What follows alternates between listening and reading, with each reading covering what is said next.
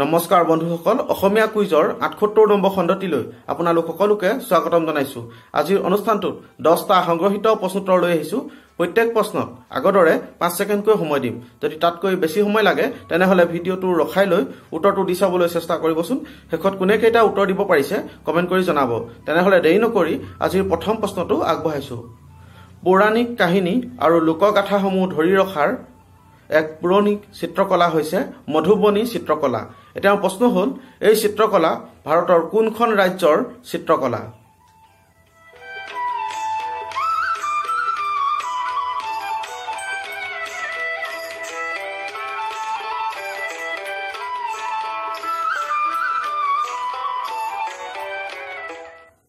সময় শেষ হৈছে, উত্তৰটো হৈছে বিহাৰৰ। এতিয়া 2 নম্বৰ প্ৰশ্নটো আগবঢ়াইছো। গাই গৰু কোন দেশৰ ৰাষ্ট্ৰীয় প্ৰতীক?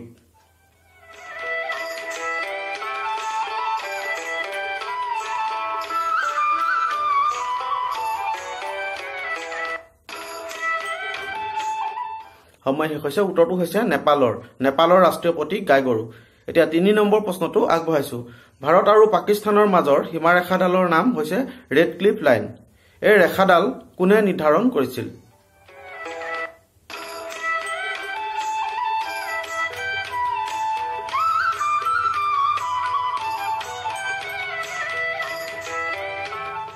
সময় শেষ হৈছে, উত্তৰটো হৈছে ছাৰ চিৰিল ৰেডক্লিফ।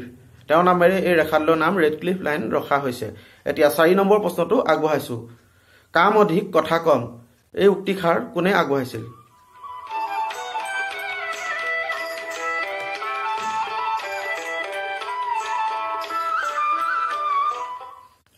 সময় শেষ হৈছে, প্ৰয়াত ৰাজনীতিবিদ সঞ্জয় গান্ধী।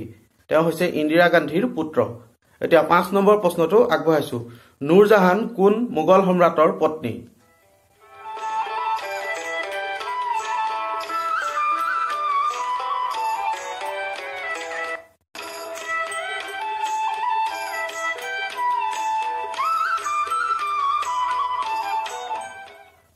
উত্তৰটো হৈছে জাহাংগীৰৰ পত্নী আছিল।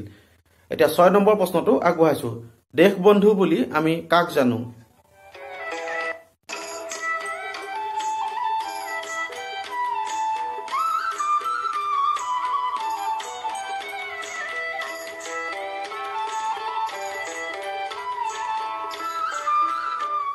সময় শেষ হৈছে, উত্তৰটো হৈছে চিত্তৰঞ্জন দাস। তেওঁ একাধাৰে স্বাধীনতা সংগ্ৰামী, ৰাজনীতিবিদ আৰু আইনজীৱী আছিল। তেওঁকেই দেশবন্ধু বুলি জনা যায়।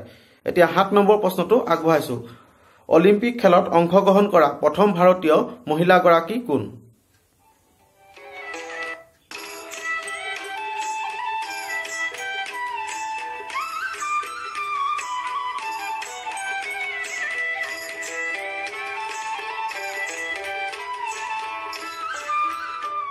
সময় শেষ হৈছে, উত্তৰটো হৈছে নীলিমা ঘোষ। তেওঁ 1952 চনত অলিম্পিক খেলত অংশগ্ৰহণ কৰিছিল আৰু তেওঁ হৈছে প্ৰথম ভাৰতীয় মহিলা অলিম্পিক খেলত অংশগ্ৰহণ কৰা। এতিয়া 8 নম্বৰ প্ৰশ্নটো আগবঢ়াইছো। আৰ্য সমাজৰ প্ৰতিষ্ঠাতা হৈছে দয়ানন্দ সৰস্বতী। এতিয়া প্ৰশ্ন হ'ল, এই দয়ানন্দ সৰস্বতীৰ প্ৰকৃত নাম কি?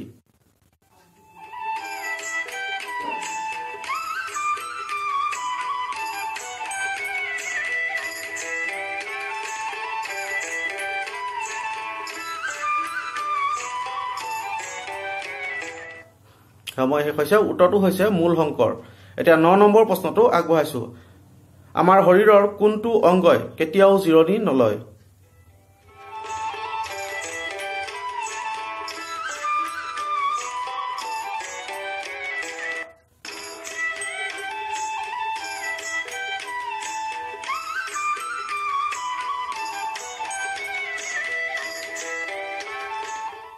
সময় শেষ হৈছে, উত্তৰটো হৈছে হৃদযন্ত্ৰ, হাৰ্ট, যি অবিৰতভাৱে প্ৰাণীৰ জীৱন থকালৈকে স্পন্দিত হৈ গোটেই দেহত ৰক্ত পৰিবহণ কৰে। আৰু আমাৰ এই হৃদযন্ত্ৰটো বন্ধ হৈ গ'লে আমাৰ মৃত্যু হ'ব। গতিকেলৈ এই জিৰণি নোলোৱা এটা অংগ। ইয়াৰ পিছতে অন্য এটা অংগ হৈছে এই জিৰণি কম লয়, এইটো হৈছে আমাৰ মগজু। এতিয়া 10 নম্বৰ প্ৰশ্নটো আগবঢ়াইছো। বিষ্ণুৰ ভক্তসকলক আমি বৈষ্ণৱ বুলি জানো। এতিয়া প্ৰশ্ন হ'ল, শিৱ ভক্তসকলক বা শিৱ উপাসকসকলক আমি কি বুলি জানো?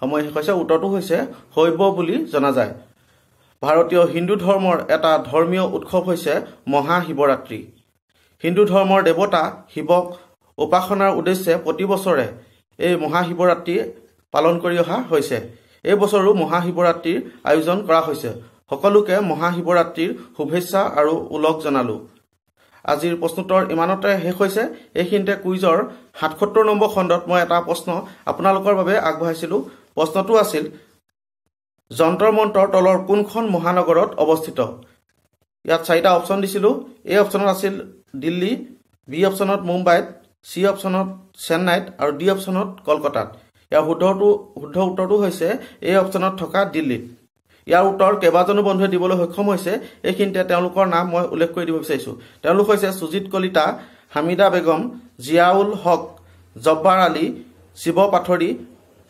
লক্ষীনাথ লিকচন মিনু দেৱী মৃদুল মালাকাৰ চন্দ্ৰাৱতী কলিতা ৰিপন হাজৰিকা দুৰ্লভ গগৈ ৰঞ্জু দত্ত পৰিস্মিতা গগৈ নৱজ্যোতি শৰ্মা তালিজুল হক মিণ্টু বৰপাত্ৰ গোহাঁই কিৰণ কুমাৰ বিশ্বাস মণ্টু ধুবি নিতুল কাকতি এম ডি ইছলাম খান ফাৰুক আৰু দীপিকা দেৱী আপোনালোক সকলোকে ধন্যবাদ জনাইছো আগলৈ এনেদৰে উত্তৰ দি সহযোগ কৰিব বুলি আশা ৰাখিলো শেষত এটি আপোনালোকৰ বাবে হাতৰ আগবঢ়াই আজিৰ অনুষ্ঠানটো সামৰণি মাৰিম হাতৰটোৰ উত্তৰ আপোনালোকে কমেণ্ট কৰি জনাব আৰু যিসকলে শুদ্ধ উত্তৰ দিছে তেওঁলোকৰ নাম মই পৰৱৰ্তী খণ্ডত উল্লেখ কৰিম হাতৰটো হৈছে এৰি দিলেই মৰে বান্ধি থলে আকাশত উৰে এৰি দিলেই মৰে বান্ধি থলে আকাশত উৰে ইয়াৰ উত্তৰ আপোনালোকে কমেণ্ট কৰি জনাব আজিৰ অনুষ্ঠানটো ইমানতে সামৰণি মাৰিছো যদি ভিডিঅ'টো চাই অকমান হলেও ভাল পালে তেনেহলে লাইক কৰিব আৰু ভাল হৈছে বুলি কমেণ্ট কৰি উৎসাহ যোগাব আৰু যিসকল বন্ধু নতুনকৈ এই চেনেলটোলৈ আহিছে তেওঁলোকে পাৰিলে চেনেলটো সাবস্ক্ৰাইব কৰিব